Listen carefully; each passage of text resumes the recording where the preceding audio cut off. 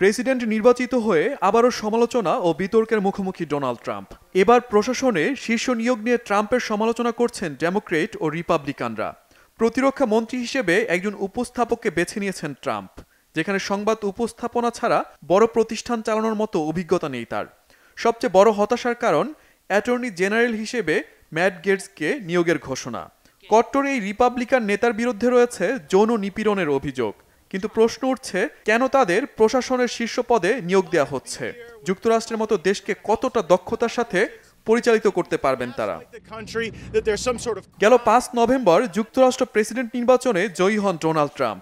এরপরই প্রশাসন সাজানোর কাজে ব্যস্ত হয়ে যান এই রিপাবলিকান নেতা।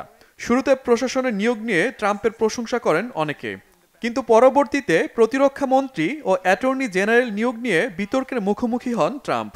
অনেকের দাবি যোগ্যতার চেয়ে ট্রাম্পের প্রতি কে বেশি আনুগত্য তাদের নিয়োগ দেওয়া হচ্ছে। অ্যাটর্নি জেনারেল হিসেবে নিয়োগ পেতে যাওয়া ম্যাট গেটসের বিরুদ্ধে যৌন নিপীড়নের অভিযোগ ছাড়াও নারী পাচারের অভিযোগ রয়েছে। গেটস অবশ্য নিজেকে নির্দোষ বলে দাবি করে আসছেন। নিয়োগ পাওয়ার মধ্য দিয়ে গেটস অপরাধের তদন্ত থেকে মুক্তি পাবেন বলে মনে করা হচ্ছে। এর মধ্যে বৃহস্পতিবার রবার্ট এফ কেনেডি জুনিয়রকে স্বাস্থ্যমন্ত্রী হিসেবে বেছে নিয়েছেন ট্রাম্প। কেনেডিকে নিয়োগের বিষয়টি নিয়ে ব্যাপক বিতর্ক হওয়ার সম্ভাবনা রয়েছে, কেননা করোনা প্রতিরোধী টিকাকে প্রাণঘাতী বলে উল্লেখ করেছিলেন কেনেডি জুনিয়র। রাশিয়ার পক্ষে কথা বলায় জাতীয় গোয়েন্দা পরিচালক হিসেবে দায়িত্ব নিতে যাওয়া তুলসী গ্যাবার্ডের মনোনয়ন নিয়েও সমালোচনা রয়েছে। ট্রাম্প প্রশাসনে নিয়োগ পাওয়া কর্মকর্তারা যুক্তরাষ্ট্রের উন্নয়নে কতটা কার্যকর ভূমিকা রাখতে পারে সেটি এখন দেখার বিষয়।